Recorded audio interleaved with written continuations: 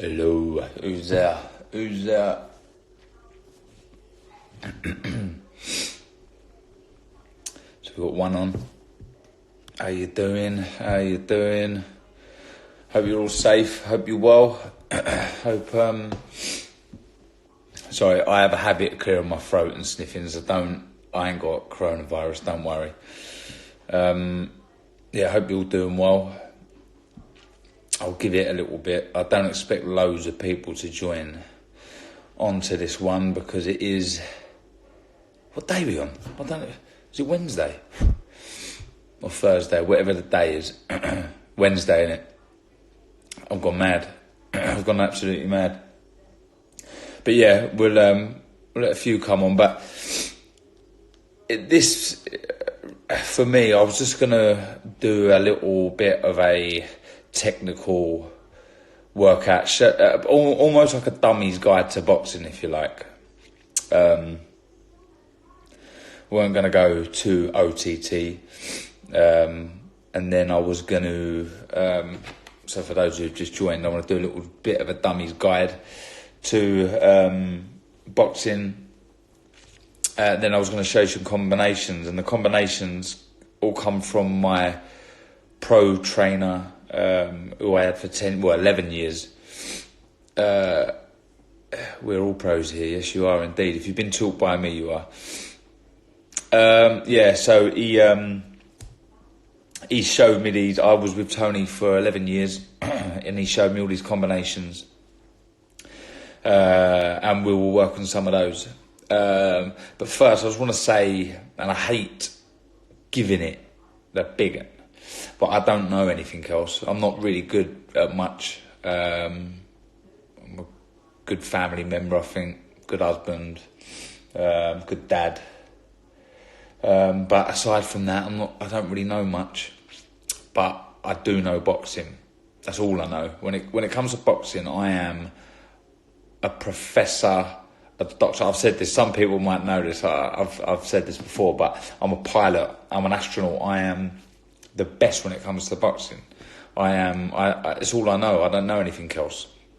So if you're going to listen to me when I'm talking about anything, let it be boxing. And the stuff I'm going to show you as well, the basics. I would like to think I was a good all rounder. I wasn't the quickest. I wasn't the biggest puncher. But I knew how to box. I knew how to navigate myself around the ring. I knew how to control that space. I just knew how to beat an opponent. And I will show you some of the things that I used to do. Right, let's do it. I'm rabbiting. Right, there's only a few of you on here, but it doesn't matter. Right, so first things first. I'm going to tilt this down a little bit like that. By the way, for those who have been asking, why do I keep walking around with a belt? It's a bit of a joke. This is the world title I won. And I just thought it would be funny if I just sort of carried it around with me everywhere. So that's what I've been doing. But it's very, very heavy. So I can't wear it right now. If I could, I would. I mean, if I could wear it everywhere, I would. But I would look like a bit of a bellend, but I wouldn't care. Right, so the first thing, I've told, again, for those who have heard this before, I apologise, but these here are the most important things in boxing, alright? These get you in to be able to land your shots, get into range, and they also are my first point of call when it comes to defending myself. Like, if someone pulled out a knife on me, what would I do? I would leg it, I would run away. Same with these. If someone goes to attack me in the ring, I'll move away, I'll get out of the way. What do you want to be there for? I will show you some other types of defence that doesn't include your feet, but these are the most important thing. So, two stances. You've got orthodox, lead with your left, southpaw, lead with your right, okay? You want a nice even stance and you want to be nice and balanced, okay? I don't want to be falling over my front foot or too far on my back foot. So somewhere nice and centered, okay? There's lots of great examples out there of how to stay centered. Imagine a pole going through you, through the floor and things like that. But just, you don't want to be too far on your front foot, too far on your back foot. You want to be nice and centered, okay? For me, when you're moving either front, forwards, backwards, side to side, don't bring your feet together, all right? That's a no-no. Because for that split second, when you're like this, you're vulnerable. If you hit me, I want to be off balance, and being specific to the sport, if the rounds are really close and that's the difference, you know, the judges see that I was off balance, that might be enough for my opponent to win the round. So that's one of the reasons. And another reason you don't have your feet together is because if you're throwing shots, you can't get no power in them.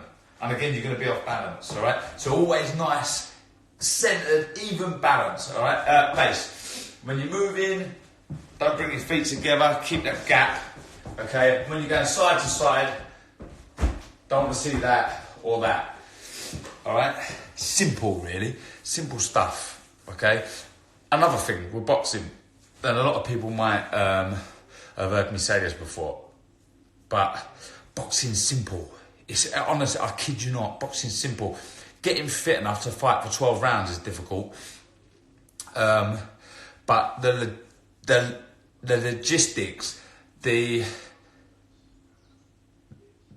difference between winning and losing is that much, okay? But it's so simple. It's simple. My dad always told me, if they can't hit you, they can't win. So first and foremost, your defence is the most important thing. Second of all, if my opponent hits me once, how do I win? I've got it written twice. Boxing's not difficult, okay? So sometimes people overcomplicate it. You've got to do this, you've got to step around here, move around here, blah, blah, blah, blah. Forget all that rubbish. Okay, you just got to hit your opponent more than they hit you, okay? And how you go about it gets a little bit more technical, but the logistics, the simple science of boxing is easy, all right? Okay, all right, so you know your footwork. I don't want to drive you mad too much with that. Just don't bring your feet together, okay? Stay centered.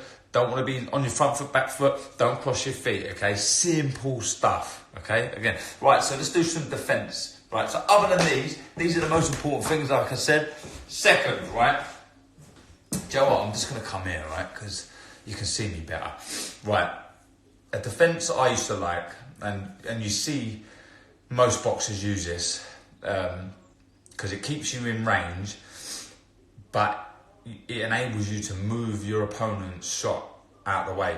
And what that is, say I'm fighting someone, I'm fighting an orthodox fighter, so their jab's going to come out. I'm getting a bit confused here, but it comes because on here I'm a southpaw. They throw a jab, I'm a parry it, just that. Okay, southpaw. You literally just knock the jab, easy. When you're doing this, another simple thing. I've got to get up here. When you're doing that, make sure when you're parrying.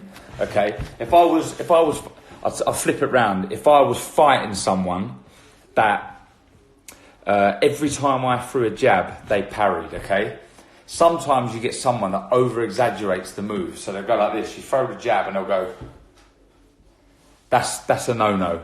Do not do that. Hello in Switzerland. Getting some nice comments here. Hope you're well. Hope I'm not boring you. Anyway. Don't want to be doing that. So if you're parrying and you're looking to block a shot from your opponent, that's enough. That's enough. That's enough. That's enough. Because again, playing devil's advocate, I'm the opponent. If my opponent does put his hand down like that, all I need to do is feint the jab, draw the reaction, then I can come back with my shot. So though the parry is a very good defence, don't over-exaggerate the movement, okay? That's enough, that's enough, that's enough, that's enough, okay? Another one, obviously, is to take the shots on the gloves. Not my ideal or my favourite defence, but it's a defence nonetheless. So you've got to make sure your guard's nice and tight. no gaps coming through. I want to stay nice and loose, nice and relaxed, all right? Every single time I'm in the ring, I'm trying to stay relaxed and loose as I can. The only time I want to tense up is on impact, okay? Or if I'm going to use that defense, the part where I actually take the shot, okay? Otherwise, I want to stay as relaxed as I can. So you've got that guard, okay? Also, it's going to be very difficult to block your head and your body at the same time. So you want to guard around here. I'd always have my knuckles around my cheekbone and my elbows around here, okay? And obviously I've got to react to what my opponent's doing. So up here, down there, up here, down there. Right, so that's your guard. Another one is, there's a lot to take in here, but I think you could watch this back if you was that bothered about it on the thing afterwards. And by the way, ask me questions, fire away with questions, because I'm sat down here and I can answer them. And like I say, if you're going to talk to anyone about boxing, I'd like to think I'm someone worth talking to if you've got any questions about it, all right? And it's so hard for me now to, in such a short period of time, to give you as much information as I can, like I say, in such a quick, small time. What's this here? How's it going, Darren? Very well, thank you, mate. How often would you throw feints? Well, look, for me, and anyone who's listened to me do commentary, I always go on about the feint, because for me it's the most underrated move in boxing, and all it is that. But for me, who I'd like to think was a very good tactician, my ring craft was quite good. I would use the feint all the time, because what it would do is it would show me openings. It would show me flaws in my opponent. Okay, so if someone was feinting against me, I would try my absolute best not to draw, give them a reaction. So a lot of people, like I said with the feint, if I feint like that, they'll go like that. They assume a jab's coming out because I'm going like that. They'll go like that. They'll come back with mine. So I would feint as much as I can. You don't want to overdo it. But stay busy with the feints, because I'm telling you now, you will see so many openings through feinting. I would, as a young kid, I used to feint. Any tips to set up body shots? Yeah, well, look, first and foremost, someone else setting up body shots. Another one said it. Hold on. Right. So body shots for me, the best place to throw a body shot is when you've got your opponent backed onto the ropes. Why that is because they've got nowhere to move. They can only move left or right. Obviously, they can't move backwards. And it's always worrying throwing a body shot from the centre of the ring, because you've got to expose yourself. You're coming down there, and if you miss with that, you're going to be on the front foot. Though I said you've got to have a centred base, you do want to be on your front foot when you're throwing that left to the body, if we're just using the left to the body, that is. So look, but if I get my opponent backed onto the ropes, they've got nowhere to go. Bang! When you're throwing the body shot, make sure, again, just the left to the body we're using here. Make sure the other way, actually, it doesn't matter what. If I'm throwing the left to the body, the right hand's got to be up. If I'm throwing the right to the body, the left hand's got to be up. But setting up body shots, I would ideally like to throw them when my opponent's back's onto the ropes. Other than that, you want to set traps. It's another good thing with boxing. It's important to set traps. And what I mean by that is another great way to throw a body shot. And Ricky Hatt and Jamie Moore, Martin Murray were fighters that done this really well. Matthew Macklin. What they would do is they would be close into their opponent like that. They would almost be touching gloves in close, and they'd tap the left to the head, then drop it. So what they're doing is they're drawing a reaction. They're getting their opponent's gloves up by tapping them to the head. Then they go bang, bang. So in real time, bang, bang, bang, bang, bang. So that's another way to set up body shots. Okay, and that's setting traps. So you want to do that with everything. A combination that I was going to show at the end of this is the Roberto Duran shot. Roberto Duran used to throw this so well. He's to plant a jab to the body, get the reaction from the opponent, they drop their hands, then you throw the right hand to the head. So you set the trap, you go jab, jab, jab, jab, jab. They get complacent, don't think you're going to come back with anything. All of a sudden, you plant a big jab into the body, bang, follow it with the right hand to the head. So I think with the setting up body shots, you're better off setting up traps because you do leave yourself a little bit vulnerable when you are throwing the shots. And again, with everything you do in boxing, I'm breathing. It's got to be done at speed, okay? Cannot afford to throw slow body shots because it's got so much further to travel. It's not like throwing a headshot. It's got a lot of movement, so it's got to be done at speed. That's why I prefer doing it when I get my opponents back onto the ropes. Right, let's have a look here. Dazza, who would win in a fight, JT or Jody? Well, I've shared the ring with Jody, haven't I? He's a feisty one, he is. That sounded like in between that feisty one, you are. Right. Jay, how was your prep for Martinez different for other camps? As he was that awkward, as he had an awkward southpaw style. Yeah, you're spot on.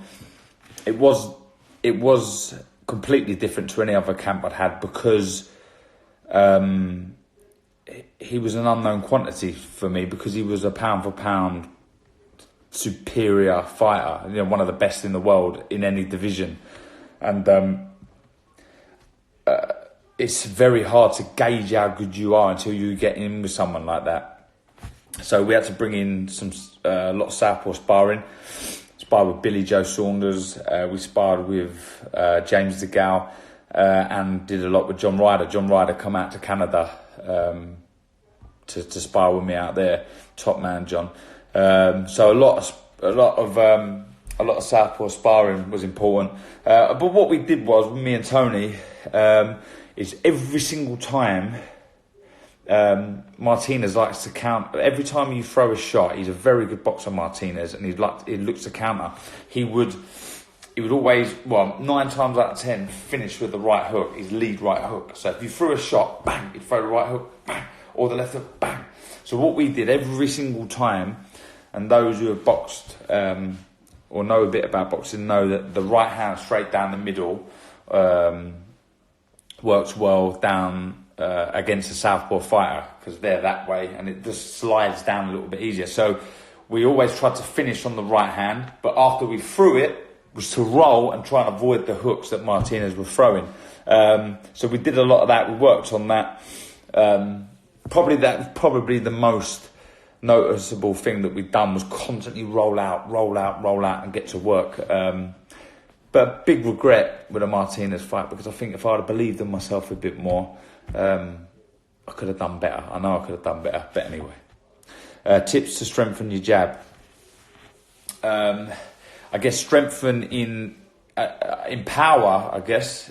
Then all you want to do is, again, never load up in boxing. Don't load up. You don't need to be gritting your teeth and when you're letting the shot go. You only need to clench on impact, okay? So that's one thing I would do is, firstly, to strengthen up my jab, I would always make sure my jab come out at 100 miles per hour. Tony Sims always said to me, imagine your jab being like a snake's tongue, okay? As quick as it can. Not just how quickly it comes out, but how quickly it comes back. Okay, so I think with most things, speed generates power. I think if you can sharpen up your jab, in my opinion, if you can sharpen it up and get it as quick as it can be, it really becomes a hurtful, spiteful weapon. And I use him as an example. Sergio Martinez doesn't look like he punches hard, and probably doesn't, but the speed and the snap in his shot makes it so painful. Same with Mikkel Keza when I went to Copenhagen to spar with him. Wow. I mean, his jab was ridiculous. So for me, I would say speed it up, and obviously, what's going on here? And you can step. I pressed the. And obviously you can step in with a jab, but for me, concentrate on the speed. It's the most important thing. What's the best approach to fight a taller opponent? This area, for me. I would jab this area. I was quite a tall middleweight, 6 foot. I didn't really fight many that were shorter than me. And those that gave me a little bit of trouble were the ones that targeted this area. Didn't matter if it was a jab, right hand, work this area. So for me, straight shots as well. You don't need to be winging them round unless you back your opponent down into the corner or onto the ropes. But nice straight shots there, then you can work away once you're getting close. And plenty of head movement. That's key. When I say plenty of head movement, it can't be done laboured. It's got to be done at speed. Mike Tyson. Watch Mike Tyson. He's a perfect person. If you're small and you're fighting tall people, watch Mike Tyson. He had it off to a T. So sharp, snappy, bang. And you've got to bring your feet in quickly, all right? Don't be falling over your front foot. I hope that helps. Should an orthodox throw that many body shots? Should an orthodox fighter... Hold on. Should an orthodox fighter throw that many body shots with the right hand? Yeah, I mean, look, again, like I said, with a body shot, it is travelling further. So, headshots there, body shot, you've got to kind of crouch in if it's a straight shot. With the right hand, it's got even further to travel. So what I would always do is, if you're going to throw a straight right to the body, or even a hooking right to the body, George Foreman used to do it really well, throw the jab first.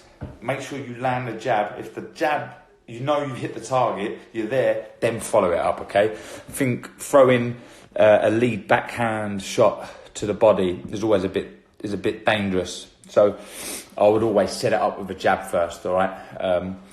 Or you can try and feint, lure your opponent in and counter them with a right to the body. But leading with a right to the body, I would only do that now and again. My pleasure, head of boxing. What about jabbing to the body from range like Groves or Mayweather? A great shot to the body from range, yeah. What I would do is lots of variation with a jab. For me, without a doubt, it's the most important shot in boxing. There's lots of variation with a jab that you can do. It's a range finder. It sets everything up. So with me, plenty of variation, bang, head, body. But a great way to set up the jab to the body is feint to the head, so bang, bang, bang.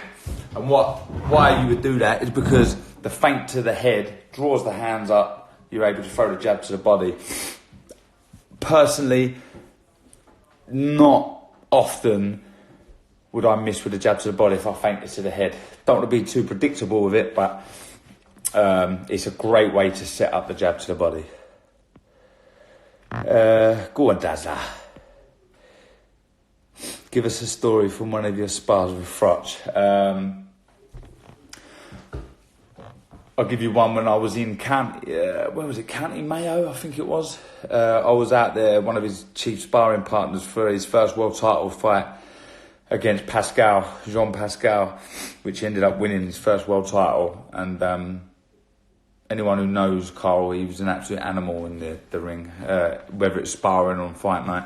He wanted to rip your head off, and he's my mate, and he's still trying to rip my head off. So there was one day that I just didn't fancy doing much sparring with him. We were slated to do 8 rounds, and after the 3rd round, I'd had enough. So I thought to myself, I'm going to go out there and just give it everything, bash him. And I did.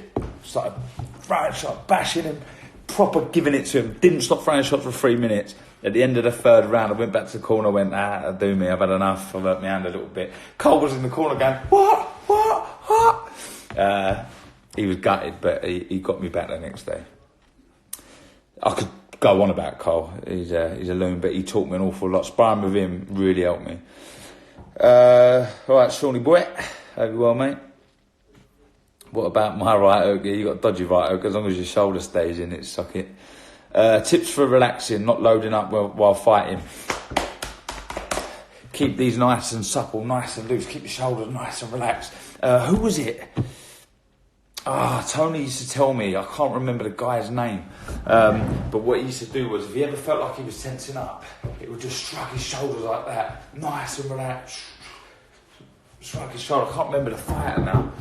It's going to drive me mad after I ask him, but keep your shoulders nice and loose, and keep your hands nice and relaxed. Don't be tensed up like that. Look, if you're watching this now, tense your hands up. Tense your hands like that, clench them really tight, feel your whole arm. Stiff as a ball, don't they? So as soon as you let go, nice and relaxed. So keep your hands nice and loose, shoulders nice and supple, and everything should start to relax. This ended up being a bit of a Q&A, but anyway, I hope you're enjoying it. Where's the best place to keep your eyes on an opponent? Good question when fighting. Personally, I try to keep my eye on my opponent's shoulders. Yeah, do you know what? I think it's a personal preference. I was always told to look in your opponent's eyes. I never done that. I used to look at the gloves. The gloves are what are hitting me. The eyes ain't hitting me. People say, no, you can see someone's going to show what they're going to show when they'll show you when they're going to throw a punch. I don't care. I want to watch this because that's going to hit me. The eye ain't going to hit me. So my preference was to watch the eyes. If you want to watch the shoulders, it's whatever suits you as the individual. But people can look wherever. I mean, I wouldn't look at the floor, but hands, eyes, shoulders, whatever, that sort of area. Steve Barber, how are you, mate? What about kidney punch? It's a very good shot if you can get away with it. You don't always get away with them. There was Mickey Ward used to throw it more like a liver shot than a kidney shot. And it was a big loop in. He's got like this, bang, step round, bang, right round, uppercut. That's a Mickey Ward, so have that, Steve. Do you know what? I'm just thinking, we've done half hour now of chatting.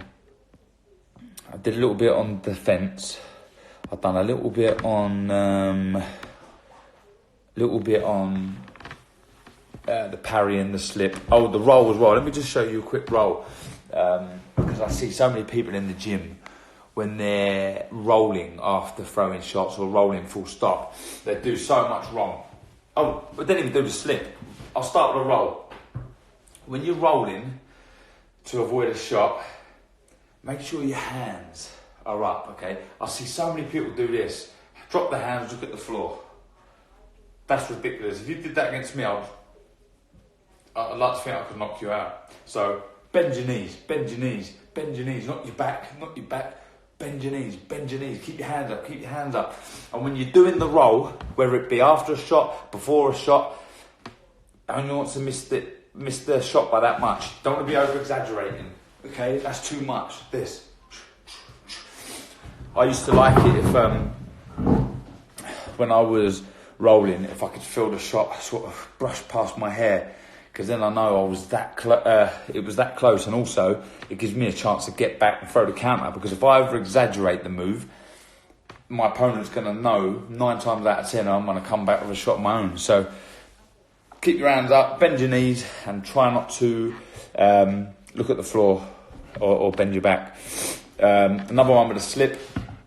When you slip in, little bit of lateral movement there, little bit of your neck as well, okay? And again, don't exaggerate it too much. No need. Okay, this comes with time and experience. Again, same with the roll. When it brushed my hair, I used to love it when the shot used to sort of clip my ear, because then I knew I could come back with my shot and they wouldn't really stand a chance. So yeah, they're the slip and the roll. So remember, roll, keep your hands up, bend your knees. Don't be doing that. Look in there. Don't be doing that when you're slipping either. Hands down, doing it too much. Anyway, I hope all of that kind of makes sense. Like I said, it's a little bit more of a Q&A. I will do some combos another time. I just don't want to drive you mad now. I had 10 combos that I was going to take you through. And the reason I was going to do it was more because a lot of people, when they're in the gym, they don't really know what to do when they're on the bag. They're sort of just throwing shots. And I think by giving you 10 combinations, they're not too difficult. with names, you've just got something to work off when you're in the gym. Anyway, stay safe, look after yourself. I hope you've enjoyed my takeover today on 12-3's account. I want to plot up now. I'm going to watch a bit of telly. I can't watch the news anymore. I know what I've got to do. I've got to stay in.